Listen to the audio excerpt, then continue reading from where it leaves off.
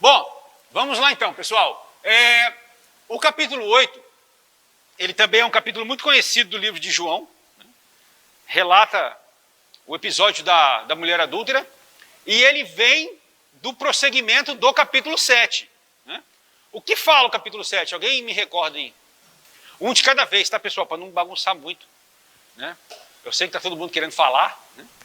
Onde é que estava Jesus no capítulo 7? Meu Deus, eu sei que vocês sabem, mas vocês estão tímidos. Né? Essa é a verdade. Né? Eu quero me iludir com essa verdade. Né? Jesus estava na festa das cabanas, não é? Lá ele estava no embate com os judeus, conversando com eles. A gente sabe que a partir do capítulo 5, o ânimo entre os judeus e Jesus começa a ficar mais acirrado. Né? Jesus já começa a peitar eles, né? Eles começam a ter discussões mais intensas. E o capítulo 8 só continua essa questão, certo? Então, vamos lá. Ainda dentro daquela nossa concepção de que João não é sinótico, esse é mais um capítulo que atesta esse fato. O episódio da mulher samaritana só é... da mulher samaritana não, desculpa. Da mulher adúltera só é tratado no Evangelho de João. Mas eu falei aqui alguma coisa errada? Não, né? Porque a mulher samaritana também só é tratado em João. Né? Quantos por cento do conteúdo de João só existe nele? 92. Aí, tá vendo? Nem tudo está perdido. Né? No outro dia pela manhã, Jesus retorna ao templo para continuar ensinando. Né? Continua lá na festa. E os mestres da lei e os fariseus trouxeram uma mulher surpreendida em adultério. Tá certo? Ela foi pega no ato, né? Surpreendida, para nós que entendemos um pouco de português, é no ato, certo? Então eles pegam ela e levam ela para Jesus. Os mestres da lei e os fariseus. A intenção deles era criar uma armadilha para Jesus. Né? O que eles perguntam? Na lei de Moisés, ela devia ser apedrejada. E o Senhor o que diz? Qual que era a estratégia deles aqui? O tribunal romano, né, não permitia que os judeus condenassem ninguém à morte, certo? Eles não podiam fazer isso. Então, se Jesus fala assim, não, apedreja ela, ele ia estar indo contra o tribunal romano. Mas se ele fala, não, deixa ela livre, ele estaria contra a lei de Moisés. Então, para todo lado ali, era uma situação ruim para Jesus. Né? Contudo, Jesus, nessa oportunidade, profere uma das célebres frases das Escrituras. Está onde? Está lá em João 8,7. O que diz João 8,7? Jesus, mais uma vez, mostrando o quão sábio ele é. Se algum de vocês estiver sem pecado, seja o primeiro a atirar a pedra. Quem ali podia atirar a pedra? Somente Jesus, não é?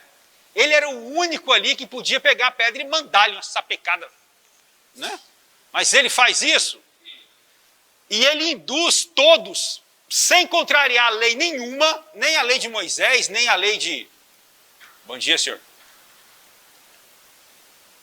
Né? Sem contrariar nenhuma lei, ele resolve a questão. Por quê? Tinha alguém ali sem pecado? Todos saíram, ficando apenas Jesus e a mulher. Ninguém lhe condenou? Eu também, então, não a condeno. Vai e abandone a sua vida de pecado. Jesus absorve a mulher.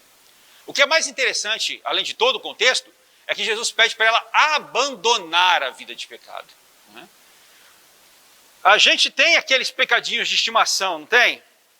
Quer dizer, a gente não, né? Porque a gente é crente pra caramba, né? Que é isso? Eu estou falando da gente, mas os outros, né? Os outros têm lá uma vida de pecado, aquele pecado de estimação que você tem. Aquele pecado, ele nos traz sérios problemas, né? Porque a gente vive na prática do pecado. Pecar, todos nós pecamos. Né? Mas viver na prática do pecado é algo que a gente precisa abandonar. Né? É o que Jesus está dizendo para ela ali. Abandone a sua vida de pecado. Né? Vá porque eu não lhe condeno. Aqui nós temos 3 fatos importantes do pecado. O pecado ele tem condenação, ou não é verdade? O pecado tem poder e o pecado tem preço. Né? Só que depois desses 3 fatos importantes do pecado, há a bênção. 3 fatos importantes da salvação. Pela morte de Jesus na cruz, a condenação do pecado foi cancelada. Hoje, embora nós ainda pratiquemos aí, né, uns pecadinhos aqui, uns pecadinhos ali, isso não faz com que você perca a bênção, não é verdade? Porque senão era o fim para nós. Porque por mais que você aceite Jesus como seu Senhor e Salvador, você ainda é humano e de vez em quando você, né, felizmente peca. Mas o sacrifício de Jesus na cruz, ele é completo. Completo. Né? A partir do momento que eu aceito Jesus como meu Senhor e Salvador, eu estou livre de todo pecado. O Espírito Santo é o poder e coloca a nossa natureza pecaminosa em xeque. Isso aqui é maravilhoso. Todo mundo aqui já passou por isso. Você vai pecar, que às vezes você peca pensando, né? Às vezes você peca automático, mas às vezes você peca pensando, não peca? E aí aquela vozinha te incomoda, aquela vozinha que você acha que é a sua consciência é quem? É o Espírito Santo constrangindo você. Né? E aí você fala, não. E aí começa aquela luta da carne com o Espírito, e quando o Espírito vence é uma benção. Não é verdade? O Espírito vence sempre? Não, né? De vez em quando a carne vence, né? Mas você se arrepende e a vida segue o seu rumo. Né? Se o pecado fosse taxativo nas nossas vidas, acabou para nós. O relacionamento vertical com Deus não deixa cicatrizes do pecado. Isso é maravilhoso. Não importa o que você fez, a partir do momento que você encontra Jesus e se rende a Ele, zera a conta. Zera a conta. Isso é uma verdade que as pessoas do mundo têm muita dificuldade de acreditar. Né? Mas como assim? O cara matou, fez um monte de coisa terrível, aí ele simplesmente se converte e acabou para ele? Meu irmão, zera. Né? Jesus, ele é perito em amnésia. Tá? Ele esquece. Né? Da sua vida para trás, ele jamais se lembrará. Isso é uma bênção para nós. Não é? Amém? Amém. Amém. Isso é um amém muito bom. Né? Voltando a ensinar no templo, Jesus disse, eu sou a luz do mundo. Quem me segue nunca andará em trevas, mas terá a luz da vida. Jesus, ele é a luz do mundo. A luz do mundo significa o quê? A ausência do pecado. Concorda comigo? Você vê alguém pecando, fazendo alguma coisa errada à luz do dia, para que todos vejam? Isso não existe, não é verdade? A luz, ela é um fator de pureza. Ela inibe o pecado. Né? Por isso que nós devemos andar na luz. Porque a partir do momento que você anda na luz em Cristo, você está se afastando do pecado, se afastando do pecado. Por isso que Jesus diz que ele é a luz do mundo. Não é? Os judeus ficavam indignados, dizendo que ele estava testemunhando acerca de si próprio, e por isso seu testemunho não era válido. E aí Jesus rebatia de volta dizendo, eu não falo por mim próprio. A lei de vocês diz que se tiver 2 pessoas testemunhando, está ok, e eu falo e o Pai fala de mim. E aí eles ficavam mais bravos ainda, como assim, quem é seu pai? E ele falava, meu pai é Deus, seu cabeção. Vocês são cegos, enxergam, mas são cegos. É possível alguém enxergar e ser cego? Não é? É justamente o que fala, inclusive, o próximo capítulo. Aqui há um trecho forte entre os versículos 42 e 47. Jesus sai num embate muito grande com os judeus. Quem pode ler para a gente aí? Já pensou que marretada? Imagina isso. Né? Visualizem a cena lá. O judeu, ele era um camarada religioso demais, não era? Não é verdade? Os fariseus, os mestres da lei. Né? E aí, Jesus chama o cara na lata. Não tem nenhuma metáfora, não. Ele fala na lata, vocês são filhos do diabo. vocês são filhos do diabo. Já imaginou? Né? Isso abre uma série de problemas futuros, né? Claro que Jesus já estava esperando por tudo isso, mas isso é um estupim, né, para que as coisas acabem na crucificação. Né? Você imagina, no meio de toda aquela atmosfera religiosa, eles criam em Moisés, na lei, Jesus fala que tudo aquilo ali não valia de nada, porque todos eles eram filhos do diabo mentirosos. Já pensou? Né? Isso gerava uma certa animosidade entre eles. Né? No capítulo 8, Jesus é o filho que liberta o povo e que não suporta ver as pessoas escravizadas. Isso é maravilhoso. Né? Jesus, ele resolveu o problema da mulher adúltera. Né? Ele teve comoção. Né? Onde Jesus passava, as coisas não ficavam como eram, não é verdade? A gente está estudando isso desde o capítulo 1. Onde Jesus vai, há mudança de vida. Né? Mudança, inclusive, baseada em milagres. A gente já viu aqui vários milagres que Jesus fez, né, para que as pessoas pudessem ter a vida transformada. Quer falar? Não, quer não, só está com o lapisinho em pé assim. No capítulo 8, a fé aparece em 3 fases. Primeiro nós cremos, em seguida nós seguimos, e em terceiro nós somos livres. Isso é a verdade, né? Esses são os passos da fé. Né? A partir do momento que você crê e você passa a ter um relacionamento com Cristo, nós somos livres do pecado. Por isso que é muito importante que nós tenhamos um relacionamento com Cristo. Relacionamento que eu falo é isso aqui que a gente está fazendo hoje. É vir aqui, é ir na célula, é participar dos 21 dias que começaram ontem. Né? É se envolver com a igreja. Nós somos a igreja. Né? Quanto mais nós estejamos cheios de Cristo, né, muito mais longe nós estamos do pecado. É ou não é verdade? É, não é? É verdade.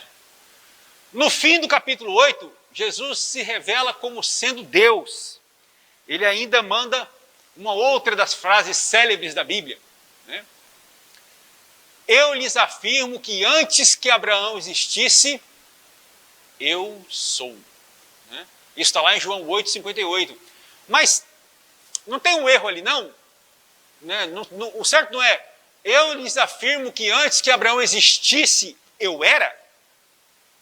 Não é? Não seria o certo, não seria? Né? Mas por que ele fala eu sou? Né? Porque Jesus é eterno. Né? Isso é maravilhoso. Jesus, ele era, ele virá, ele está por vir. Não existe nada disso quando a gente fala de Cristo. Né? Por isso que ele fala várias vezes, eu sou. Né? Não é eu serei, nem eu seria. Né? É eu sou presente o tempo inteiro. Né? Presente naquela época, presente para os nossos filhos quando eles forem adultos e presentes para nós agora. Nada muda. Não é verdade, dona Laís? Você concorda comigo? Então fala amém, irmã. Joia? Então vamos lá. Agora a gente vai falar do capítulo 9. Aqui no capítulo 9, mais uma vez, Jesus não deixa a situação passar despercebida. Né? A gente vai falar agora sobre a cura do cego. Mais uma vez, é um episódio que só acontece no Evangelho de João. Né? Percebo que essa é uma pergunta boa para a prova. Né? Quais são os sinais que só acontecem no Evangelho de João? Cite 5. Né? Ou cite 10. É você e o Espírito Santo, irmã. Trabalho. Vamos embora. Jesus cura um cego de nascença e faz o sermão conhecido como a luz do mundo, no capítulo 9. A cegueira de nascença do cego não era pecado nem dele nem de seus pais. Ele nasceu assim para que Deus se manifestasse em sua vida. Isso é Jesus respondendo, né, aos apóstolos, né, porque perguntaram para ele, né, se aquilo ali acontecia por conta dele ou dos pais. Jesus diz que aquilo ali é para que se manifeste a obra de Deus. Isso para nós é um grande aprendizado. Né? Por quê? Porque tudo aquilo que acontece na nossa vida é uma oportunidade para que Deus possa agir. E que após tudo passar, nós tenhamos aprendizado acerca daquilo. E possamos nos firmar mais em Cristo acerca daquilo. Isso acontece em outros episódios também, que Deus é manifestado no Evangelho de João. Quando acontece a ressurreição de Lázaro, no capítulo 11, que a gente vai ver daqui a pouco, Deus se manifesta naquele momento. Quando é curado o aleijado no tanque de Betesda, também é para quê? Para a honra e glória do Senhor. Então, isso é importante para nós. Vai haver dificuldade? Vai haver dificuldade. Inclusive, nós estamos passando por um cenário de muita dificuldade hoje, não é? Nunca passamos por nada parecido.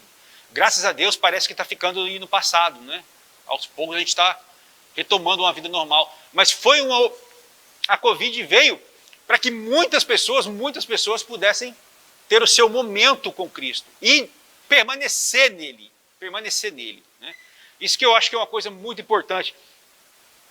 Eu tenho um amigo, que o que aconteceu com ele, eu acho que é o que acontece com muitas pessoas. Ele ficou ruim de Covid, ele não é convertido como nós, ele ficou ruim de Covid, mas ruim, meu irmão. Pegou UTI aérea, foi embora, ficou dentro de uma UTI lá em São Paulo, ficou ruim. Nesse período, pensa num cara crente, irmão. Ô, rapaz, ele lia a Bíblia, ele assistia programa evangélico, ele conversava comigo e falava que Deus estava junto com ele. Rapaz, o cara era crente demais. Pensa. Voltou para cá, zero bala. Pergunta se há algum traço de Cristo na vida dele. Zero. Zero. Por quê? Porque não houve nenhum aprendizado ali. A carne, a gente sabe que o mundo é baseado na carne, infelizmente.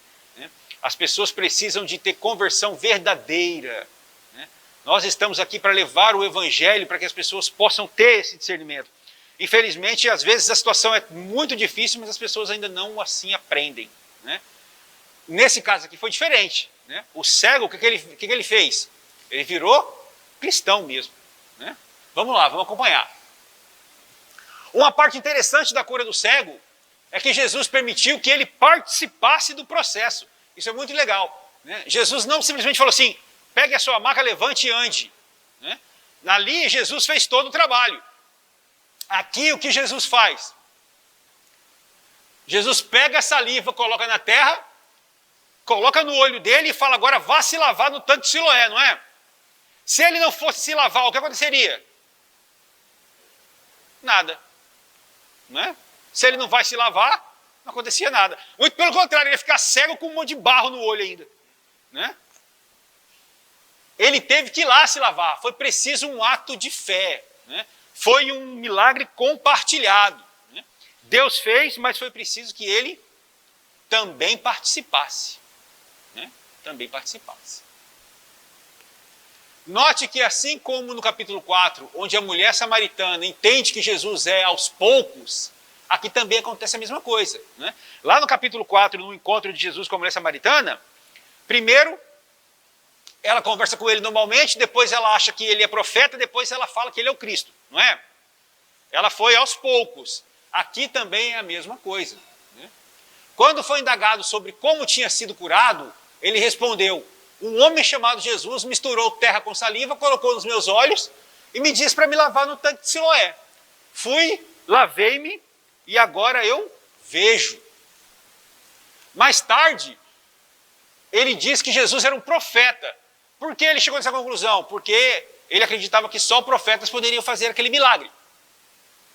Finalmente, ele atesta que se Jesus não fosse Deus, ele não poderia fazer coisa alguma. Então, ele não é mais profeta, agora ele é Deus. No versículo 35, Jesus conversa com ele. Ele encontra novamente com Jesus, ali ele já enxerga, e aqui a gente vê a transformação acontecer. Você crê no Filho do Homem? Pergunta Jesus. O homem nem sabia quem era essa pessoa e perguntou: quem é ele, Senhor, para que eu nele creia? Esse Senhor aqui não é um Senhor de adoração, né? É simplesmente um pronome de tratamento, né? Quem é ele, Senhor, para que eu nele creia? Aí Jesus responde: você já o tem visto, é aquele que está falando com você. Então o homem diz: Senhor, eu creio. Esse Senhor aqui, meu irmão, já é de servo já, né? Aqui ele já é crente, né? Ele já é como nós, né? Transformação da vida, né? E aqui ele já é interpelado pelos mestres da lei, né? E ele fica firme, né? E ele diz que o milagre aconteceu, né? E segue em frente. Ó.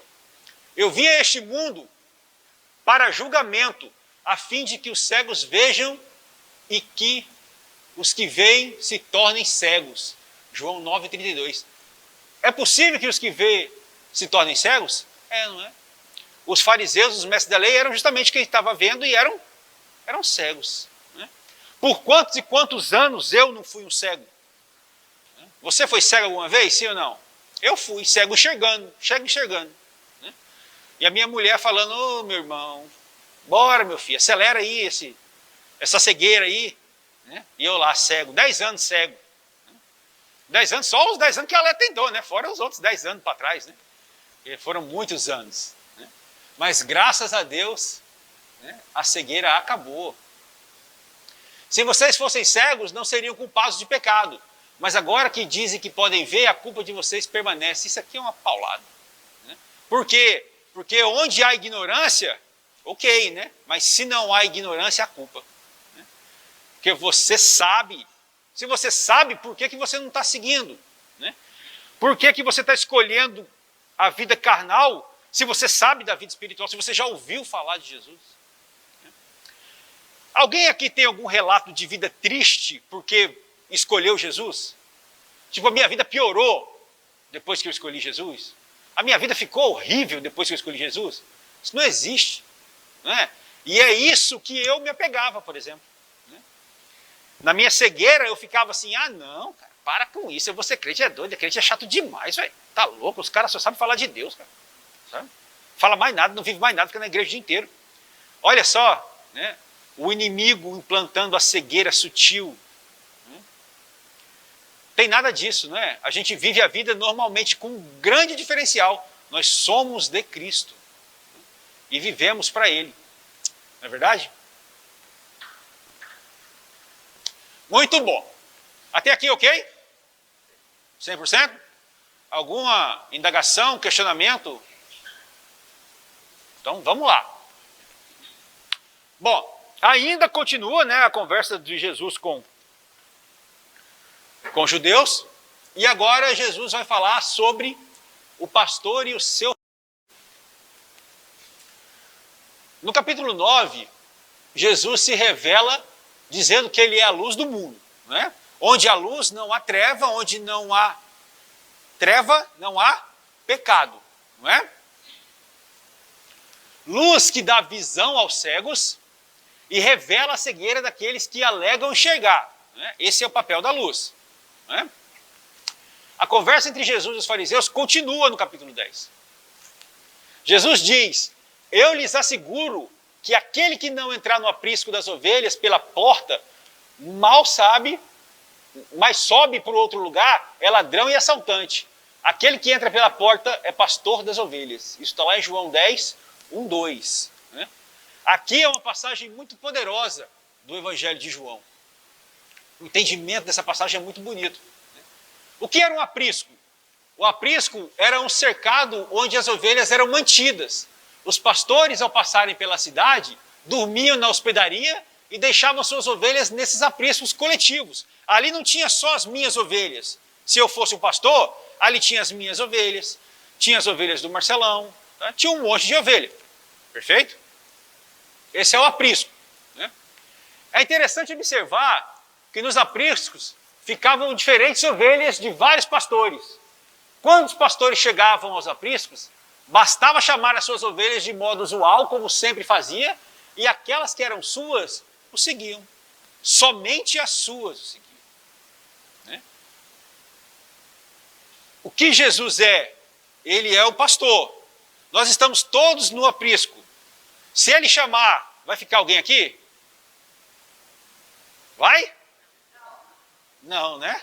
Fala com convicção, irmão. Fala, não. Né? Se eu sou uma ovelha dele, na hora que ele chamar, eu vou-me embora. Né? Exatamente. Quem é Jesus no capítulo 10? Jesus é a porta das ovelhas. Ele é o bom pastor. Esse entendimento ele é maravilhoso. Por quê? Porque se Jesus é a porta, nada passa sem o seu consentimento. Né? Nenhum predador pode atacar, a não ser que passe por cima do seu pastor, o próprio Senhor Jesus Cristo. Quão maravilhoso é isso? Se Jesus é a minha porta, eu estou protegido. Né? Só vai passar por ele aquilo que ele permitir. E se ele permitir, é para o meu bem. Pode ser que eu não entenda isso agora, né? Mas é para o meu bem. Deus sabe todas as coisas, ele tem o controle de tudo. No meio dessa pandemia, ele tem o controle de tudo. Né? Nada está perdido. Por quê? Porque ele é a porta. Se ele é a porta, ele faz o filtro. Né? Só entra aquilo que ele quiser e só sai aquilo que ele quiser. Não é? Quando Jesus fala dos ladrões e dos salteadores, ele está falando justamente dos mestres da lei. Eles faziam parte do esquema de negociações do templo, que os tornava ricos. A gente já falou sobre isso. Né? No templo, você tinha que usar a moeda do templo. Né? Os sacrifícios eram feitos com os animais vendidos no templo, com preço superfaturado. Né? Era um comércio aquilo ali. Né? Não era adoração. Né? Não era adoração. E Jesus estava ali justamente combatendo isso. Eles não se importavam, né, com nada. Né? Eles não se importaram quando o aleijado voltou a andar no tanque de Betesda. Qual foi a maior indignação no episódio do tanque de Betesda? Porque aconteceu no sábado. Né? E o camarada pegou a maca dele e foi andar e não podia. Não podia. Inclusive, só abrindo um parênteses aqui, alguém assistiu aquela série que eu falei, o The Chosen? O último episódio da terceira temporada, da segunda temporada, é justamente sobre isso aí, o tanque de Betesda. Né? Jesus curando o camarada lá. É muito bonito. Né? Quem não viu ainda, veja. Vale muito a pena. Eles não se importaram naquele episódio, né? E também não se importaram agora. Né? Eles não eram pastores, eles eram ladrões e salteadores. Estavam extorquindo o povo e só tinham interesse no dinheiro. Né? No dinheiro. Perfeito? Graças a Deus por João 10,16. Né? Jesus diz que tem outras ovelhas que não são deste aprisco. É necessário que ele também as conduza. Quem são essas ovelhas? Né? Graças a Deus, Jesus veio para os judeus. Né? Os judeus não o reconheceram. E ele falou, vou para agora para cima de todo mundo. Vou para os gentios também. Né? E aí foi quando eu e você pudemos ser alcançados. Não é verdade? Graças a Deus. Somos nós. Um fato importante que deve ser observado é que durante todo o Evangelho de João, Jesus nunca alega fazer as coisas sozinho. Isso é verdade, né? Quando você lê o Evangelho de João com calma, que eu sei que você já está lendo, você vai ver que o tempo todo ele fala que é ele e o Pai. É ele e o Pai. Né? É o tempo inteiro com esse discernimento de que não é ele sozinho. Né? Inclusive, os próprios judeus ficam indignados com ele por conta disso, né? Porque ele fala que o Pai testemunha acerca dele, porque ele faz aquilo que o Pai ordena que ele faça. Né? Tem várias passagens que tratam desse assunto. Né? Eu e o Pai somos um, está lá em João 10:30. E lá em João 10:38 está escrito, mesmo que não creiam em mim, creiam nas obras, para que possam saber e entender que o Pai está em mim e eu estou no Pai. Eles são uma coisa só. Mesmo que Jesus tenha vindo para cá, se transformado em homem, né, para passar esse perrengue na terra, ele ainda é Deus. Né, e ele fazia questão de deixar isso claro o tempo inteiro. Ok? Tudo bem? Joia. Agora nós vamos falar sobre um capítulo muito importante. Esse capítulo, ele trata da ressurreição de Lázaro, e ele é muito importante por quê? Porque além de ser um milagre maravilhoso, né, é a partir desse momento que os judeus decidem de fato matar Jesus.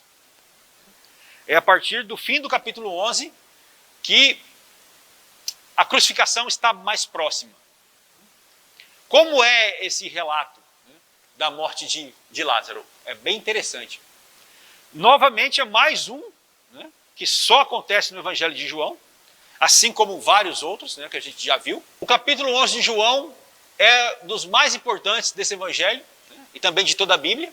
Né, e a Bíblia relata o seguinte: havia um homem em Betânia chamado Lázaro, irmão de Marta e Maria, aquela que derramou perfume nos pés de Jesus e o secou com seus cabelos. Aconteceu que Lázaro ficou doente e suas irmãs mandaram avisar a Jesus: Senhor, aquele a quem amas está doente. O que aconteceu? Lá em João 11,4, ao ouvir isso, Jesus disse: essa doença não acabará em morte, é para a glória de Deus, para que o Filho de Deus seja glorificado por meio dela. Assim como no episódio do cego, assim como no episódio do aleijado, né, é para que a glória de Deus se manifeste, né, para que ela se manifeste em nossas vidas. Jesus falou a mesma coisa sobre a doença de Lázaro e o cego do capítulo 9. Né? É para que o nome de Deus seja glorificado. Jesus amava a família de Lázaro, contudo, ficou onde ele estava mais 2 dias. Né? Ficou ali, esperando, porque ele já sabia, evidente, de todas as coisas. Né? Passados esses 2 dias, Jesus chamou os discípulos e retornou para a Judéia. O que ele disse? Que o nosso amigo Lázaro adormeceu, mas eu vou lá acordá-lo. Os discípulos entenderam o quê? Que ele estava dormindo mesmo. Né? Dormindo mesmo. Aí Jesus disse: Lázaro morreu, e para o bem de vocês, estou contente por não ter estado lá, para que vocês creiam. Essa parte é muito legal. Né? O que Jesus diz? Que se ele estivesse lá, não tinha acontecido. Né? É por isso que ele não foi. Ele ficou esperando 2 dias. Por quê? Porque se ele estivesse lá, Lázaro não teria morrido. Né? Não existe morte onde há Cristo. Né? Cristo vai lá só depois para que eles vejam e creiam. Não é? Chegando próximo a Betânia, Marta foi ao encontro de Jesus, dizendo que se ele estivesse lá, Lázaro não teria morrido. Basicamente ela estava ali cobrando Jesus. Poxa, Jesus, a gente é seu amigo, já jantou lá em casa. Né? E aí depois a gente chama você quando ele estava vivo e você não vem. Né? Aquela cobradinha, né, sutil. Jesus disse: o seu irmão vai ressuscitar. E o que ela diz? Não, eu sei que ele vai ressuscitar no último dia. Jesus diz então outra frase célebre: eu sou a ressurreição e a vida. Aquele que crê em mim, ainda que morra, viverá. Nós cremos, não cremos? Ainda que morramos, viveremos. A vida eterna, que é aquilo que todos nós aguardamos. Isso está lá em João 11:25.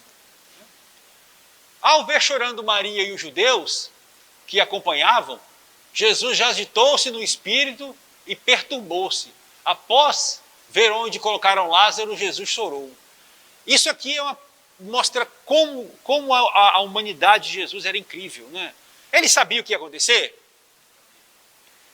Precisava dele ficar triste, chateado? Não, ele sabia. Ele fala: cara, eu vou abrir ali a pedra, vou tirar a pedra e Lázaro vai sair de lá. Né? Quem vai ficar chateado é Lázaro, que está saindo do céu. Está voltando para a terra. Né? Mas vou dar essa sacaneada nele essa vez e depois ele morre de novo. Né? Não tem problema. Mas ele não, mesmo sabendo que ele ia fazer, ele se comoveu com a dor das pessoas. Né? Mesmo sabendo que vai acontecer, né? Ele é humano como nós, ele sente como nós. Né? Isso Por isso foi tão importante que Deus se fizesse homem, né, e viesse para a terra, para ele sentir o que a gente sente, para ele ter essa empatia conosco, né? E ali ele chora e mesmo assim ele faz o milagre posteriormente, né? Jesus foi até o sepulcro e pediu para removerem a pedra. Marta observou que Lázaro estaria cheirando mal, uma vez que já havia se passado 4 dias.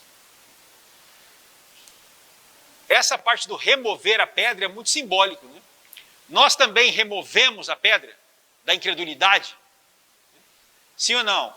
A minha pedra da incredulidade ficou lá parada um tempão, até que eu consegui remover a pedra e sair da morte para a vida, né? Que é o que acontece com Lázaro. Jesus disse, não lhe falei que se você cresce, veria a glória de Deus? Aqui é interessante que tem um se ali, não é? Não lhe falei que você veria a glória de Deus. Falei que se você cresce, você veria a glória de Deus, né? Então nós temos um condicional, tem uma parte que depende de nós. Qual é a parte que depende de nós? Que a gente... Exatamente, né? Então Jesus bradou em alta voz, Lázaro, venha para fora. A ressurreição de Lázaro é o gatilho para que os judeus decidam, então, matar Jesus. Depois que a gente retira a pedra, lá vem Lázaro, provavelmente com aquele monte de pano em volta dele, né? Panos de morte, né?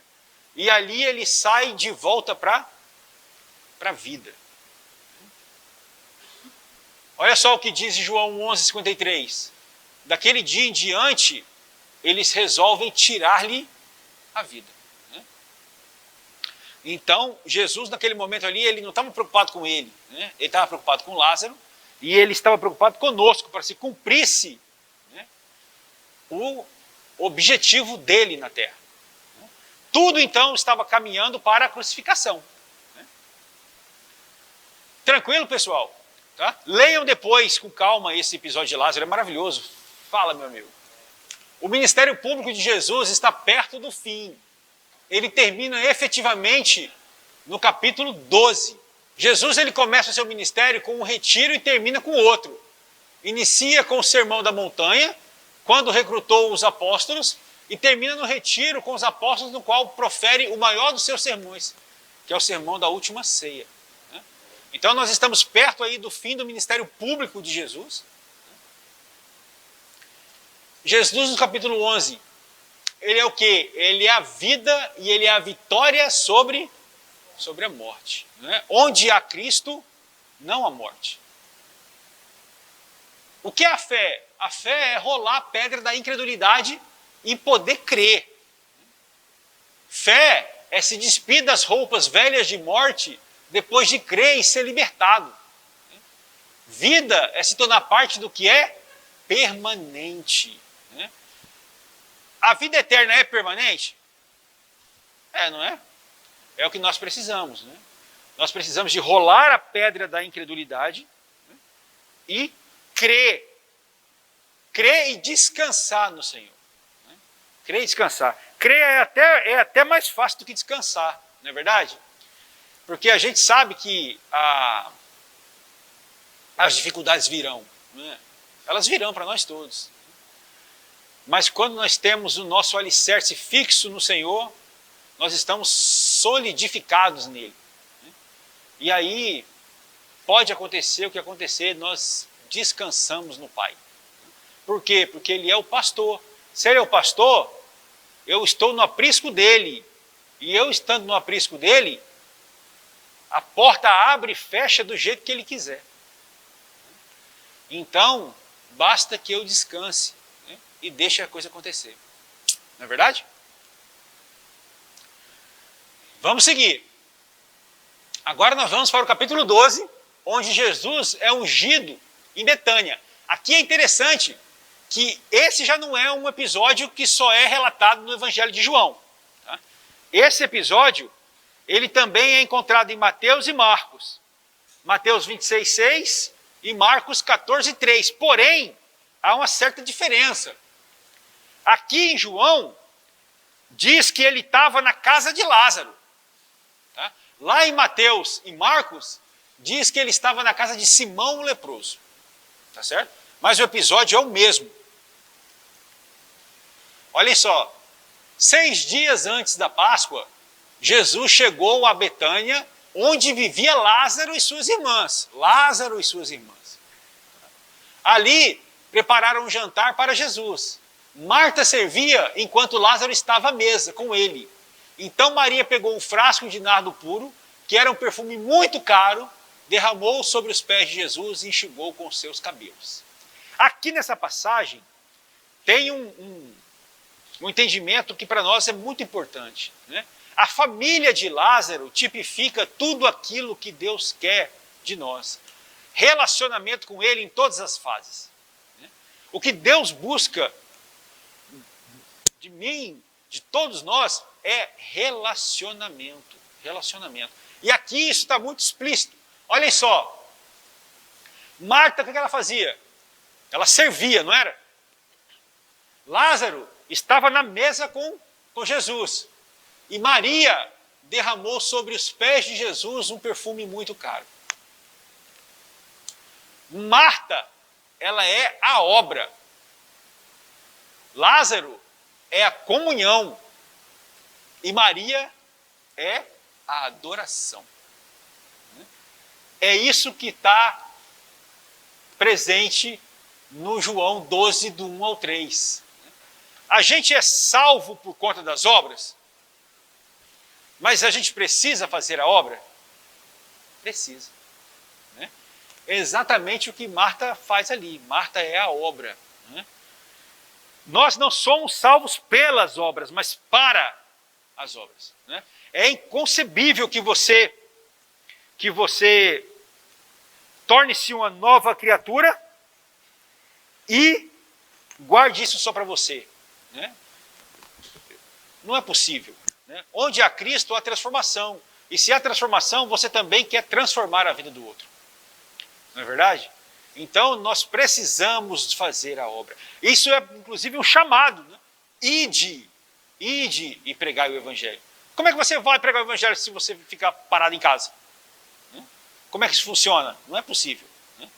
Então, nós precisamos da obra. Lázaro estava sentado à mesa com ele. Lázaro é o quê? É a comunhão. Né? É o relacionamento com Cristo. Né? Nós temos que ter Cristo palpável perto de nós. Né? Viver com Ele. Né? Viver com Ele. Ter intimidade com Ele, relacionamento com Ele. Por que existem várias coisas no Evangelho de João que não existem nos outros evangelhos? Qual é o meu entendimento acerca disso? Porque João era íntimo de Cristo, estava com ele o tempo todo. Se ele estava com ele o tempo todo, ele viu coisas que os outros não viram. Então ele teve a oportunidade de relatar aquilo. Certo? Por quê? Porque ele vivia um relacionamento com Cristo, comunhão com Ele. Certo? Quanto mais tempo nós passarmos com Cristo, mais nós teremos para falar sobre Ele. A minha esposa, a dona Leia, ela pode falar 3 dias aqui sem parar das experiências que ela tem com Cristo. Por quê? Porque há relacionamento com Ele. Não é verdade? E Maria é adoração. Nós precisamos adorar a Deus. Ele é digno de toda honra, de todo louvor. Então, a adoração a Ele, somente a Ele. A nenhum símbolo, não existe nada disso. O que interessa é Cristo. E a família de Lázaro é justamente isso. Não é verdade? Então, bem.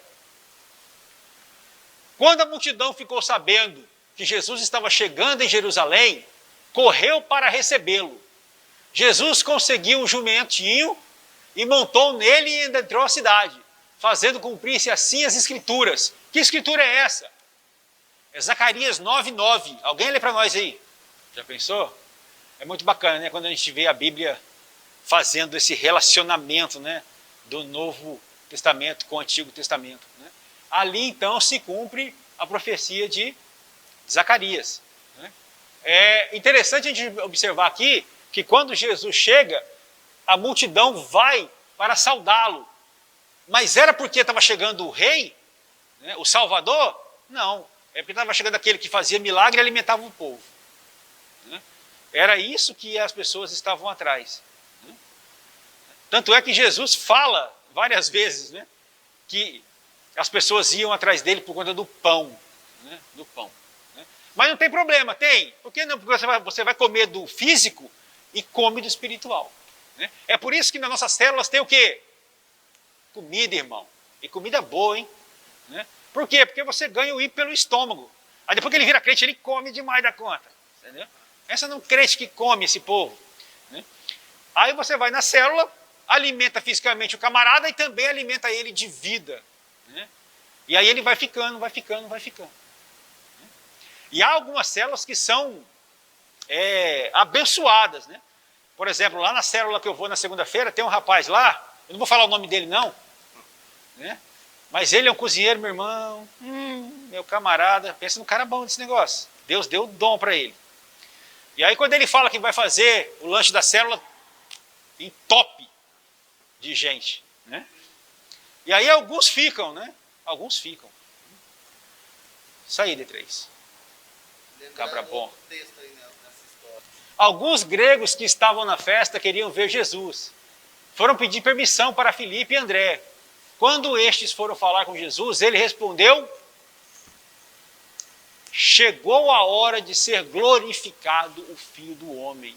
Isso está lá no versículo 23, e é um dos versículos mais importantes do Evangelho de João. Por quê? Porque ali termina, né, o trabalho público de Jesus. Né? Ali, por várias vezes, quando Jesus era interpelado, o que ele dizia? A minha hora ainda não? Calma, a minha hora não chegou. Calma, ainda não é hora. Agora ele diz o quê? Chegou a hora do Filho do Homem ser glorificado. Né? A partir daqui, a gente começa o relato, né, da prisão, da crucificação. Né? Mas nesse momento, o trabalho de Jesus ali naquele local chega basicamente ao fim. Né? Dali para frente vai se consumar tudo aquilo que estava escrito. Perfeito? Essa parte é maravilhosa. Né? Digo-lhes a verdade, digo-lhes verdadeiramente que se o grão de trigo não cair na terra e não morrer, continuará ele só, mas se morrer, dará muitos frutos. Aquele que ama a sua vida a perderá, ao passo que aquele que odeia a sua vida neste mundo a conservará para a vida eterna. Quem me serve precisa seguir-me, e onde estou, o meu servo estará. Aquele que me serve, meu Pai o honrará. O que Jesus está dizendo aqui? Que ele precisa morrer. Ele precisa morrer para dar fruto, né? Para que todos nós sejamos alcançados. O plano de Jesus ali já era isso aqui. Já era isso aqui. Agora meu coração está perturbado. O que direi? Pai, salva-me desta hora? Não. Eu vim exatamente para isto, para esta hora. Pai, glorifica o seu nome. Assim como vários milagres que Jesus fez foram para glorificar o nome de Deus, agora ele ia morrer para fazer o quê? Para glorificar o nome de Deus. Ele era humano, não era? Ele estava muito feliz com isso? Não, não estava. Né? Quem é que fica feliz sabendo que vai morrer, que vai sofrer? Mesmo sabendo que ele ia ressuscitar, ele ia passar pelo processo. Né? Eu já ouvi gente falar assim, mas Deus deu seu único filho, mas ele sabia que ele ia ressuscitar. Então não foi assim tão ruim. Dá o seu filho então para tomar chicotada e paulada e depois morrer daquele jeito, sabendo que ele vai ressuscitar, você dá? Eu não dou o meu. Não dou mais nem a pau. Sabe? Ontem a minha filha passou mal um pouquinho só. Ai, pai, estou com dor na barriga. Eu já fiquei desesperado. Entendeu? Já fui para o médico, já fui fazer um monte de coisa. Certo? Sabendo que ela estava bem. Né?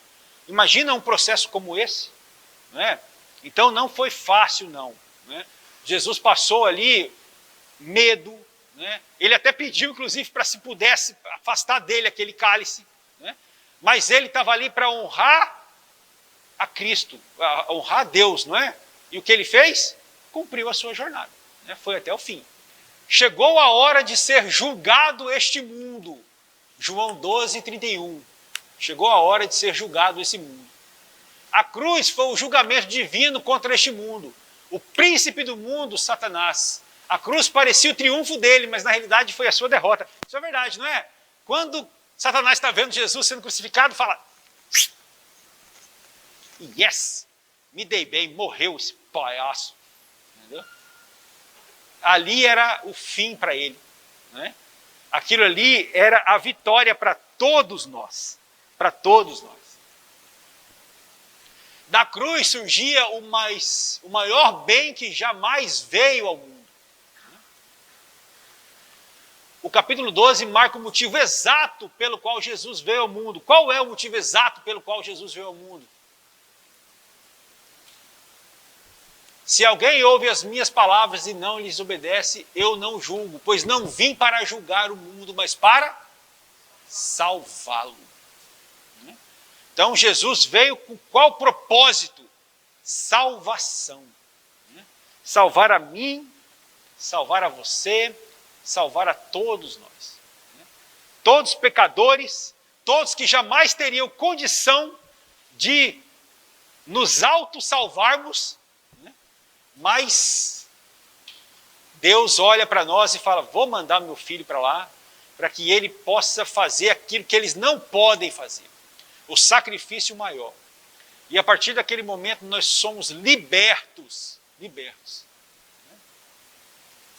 Jesus veio para nos salvar. João 12, 47. Vamos deixar isso gravado em nós. Olha só que interessante. Mateus, Marcos, Lucas e João totalizam 89 capítulos. Desses 89 capítulos, 4 falam do nascimento de Jesus e seus primeiros 30 anos. 58 falam dos últimos 3 anos de vida de Jesus. E 27 falam especificamente da última semana de Cristo, né? Que é a semana que nos permite estar aqui hoje convictos da salvação. Né? Ok, pessoal? Até aqui tudo de paz? Agora nós vamos falar do capítulo 13, onde Jesus lava os pés dos discípulos, que é um gesto também que todos conhecem, quem é cristão, quem não é cristão, né? Só que aqui tem uma simbologia, né, maravilhosa. Né? Jesus, mesmo sendo homem, ele era quem? Ele era Deus, não é? Soberano. Né? Ele podia ser soberbo? Podia? Podia, não é?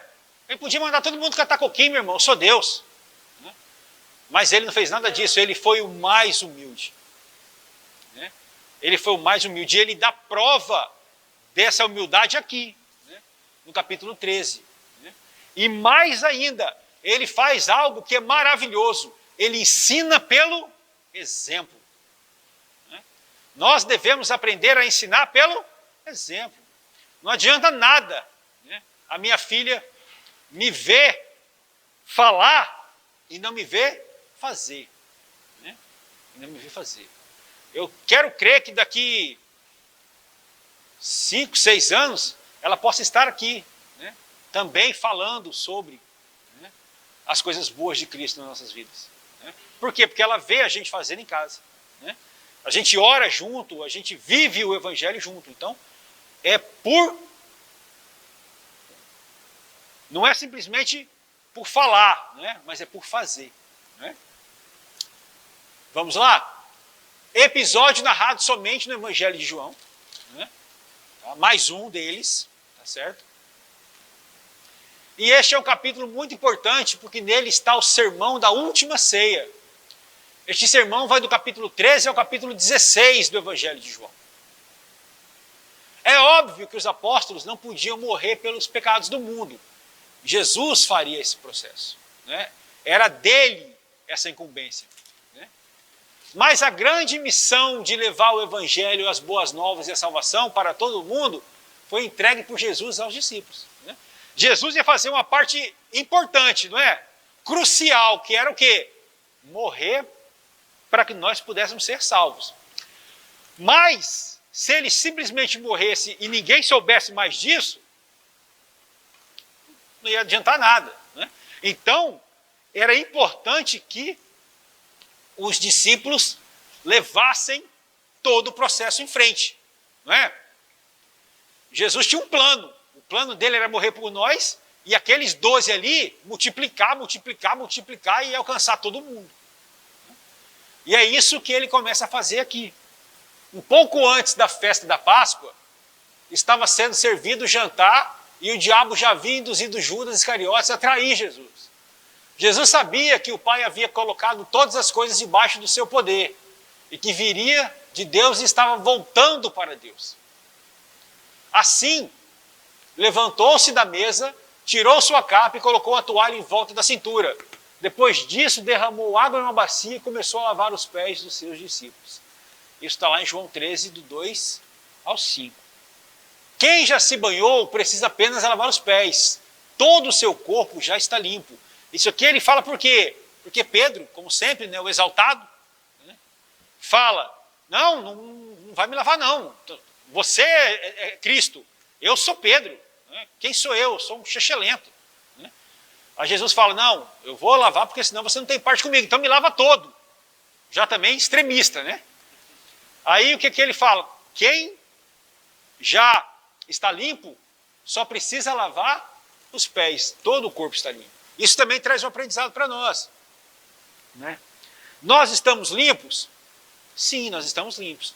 Mas o pecadinho, né, está o tempo todo sujando o pé.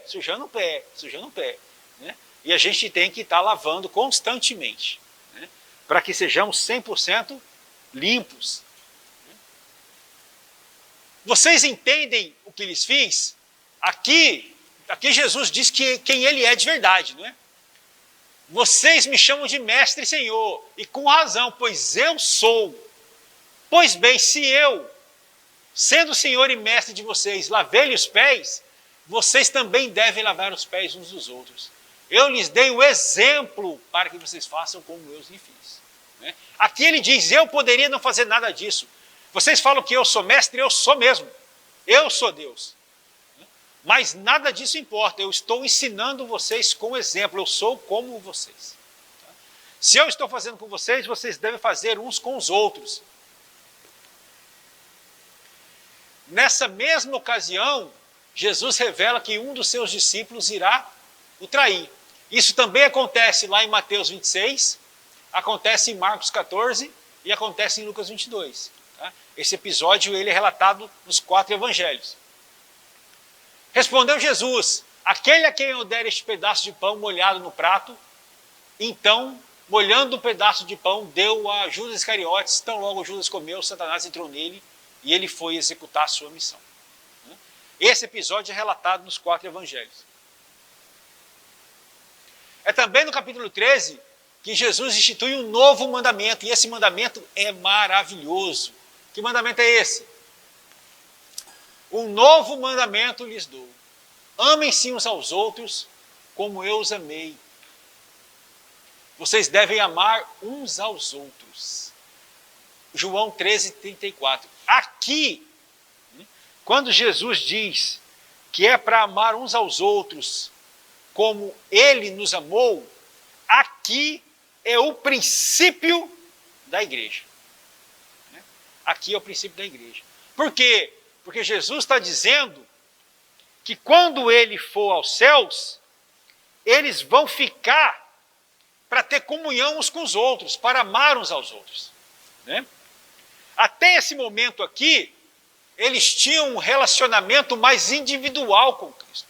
Né? Eles eram todos os 12, mas eram cada um com Cristo, Né? Naquele momento, Jesus diz, vocês são todos uma família, vocês devem amar-se uns aos outros. Os apóstolos devem ter sido surpreendidos com essa revelação de Jesus. Provavelmente eles não imaginavam que deveriam ter esse compromisso horizontal uns com os outros após a morte de Jesus. Até naquele momento, todos eles tinham um relacionamento individual com Cristo. Pedro tinha o seu relacionamento com Cristo. Né? João tinha o seu relacionamento com Cristo. Né? E naquele momento Jesus diz, vocês precisam se relacionar uns com os outros. Relacionar, um crente se relacionando com o outro é o quê, irmão? É a igreja. É ou não é? É o princípio de tudo. Este novo mandamento estabelecia uma aliança entre eles, uma comunidade vislumbrada com Jesus. Isso é quem?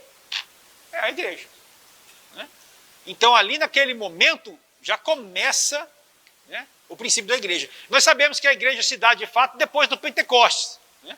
Mas naquele momento ali, né, começa tudo. Né? Quando os discípulos eles entendem que eles precisam ter um relacionamento uns com os outros. Perfeito? Nesse episódio, acontece aquilo que a gente já conhece, né? De Pedro. Né? Pedro diz, Senhor, para onde vais? Jesus diz, para onde eu vou, vocês não podem seguir-me agora, mas me seguirão mais tarde. Pedro novamente diz, Senhor, por que não posso seguir-te agora? Darei a minha vida por ti. Jesus então diz, você dará a vida por mim? Asseguro-lhe que antes que o galo cante, você me negará 3 vezes. É no capítulo 13 que isso acontece. Também é narrado em Mateus, Marcos e Lucas, também, esse episódio de que Pedro nega Cristo por 3 vezes. Ok, pessoal? Tudo bem até aqui? Perfeito. Vamos fazer o seguinte. Não, tá bom. A gente já foi até o 14 e está de bom tamanho para mim. Tudo bem aqui, pessoal? Tranquilo? Alguma dúvida? Questionamento? Indagação? Estamos entendendo, né, acerca do Evangelho de João? Percebe o quão ele é rico? Né? Quão bonito ele é? É, no meu entendimento, né, o livro mais profundo da Bíblia, porque é o livro onde Jesus fala no Evangelho de João. E por que ele fala? Porque João estava com ele, vivendo um relacionamento com ele. E uma vez que João estava com ele, João tinha o que escrever depois. Então é importante que a gente tire essa lição para nós, que nós também tenhamos um relacionamento com Cristo, para que a gente possa ter o que falar sobre ele. O Irani fala aqui várias vezes, vocês já ouviram ele falar várias vezes, eu desafio a pessoa a falar 3 minutos sobre Cristo. E o cara não fala. Por quê? Porque não há profundidade, não há intensidade, não há relacionamento. Vai falar o quê se você não vive aquilo? Então nós precisamos viver Cristo. A partir desse momento a gente vai ter a nossa vida transformada e transformar a vida daqueles que estão no nosso convívio. Amém? Joia? Vamos levantar, vamos ter uma palavra de oração.